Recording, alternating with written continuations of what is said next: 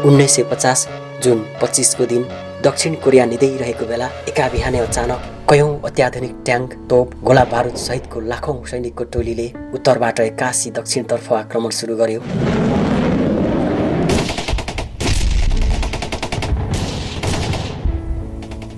दक्षिण अनजान थियो, भागदौड गर्नु बाहेक केही सोच्न सकिरहेको थिएन। दक्षिणतर्फ भागाभाग चल्यो।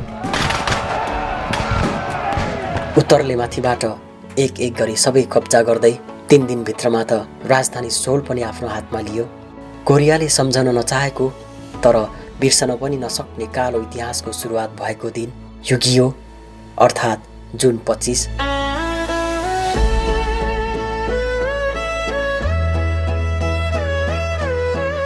यही दिनको स्मृतिमा मिर्याङमा एउटा पार्क खोलिएको छ।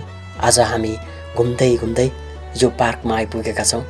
यहाँ घुमिरहँदा यस्तो लाग्छ कोरिया त्यति सजिलै बनेको होइन रहेछ।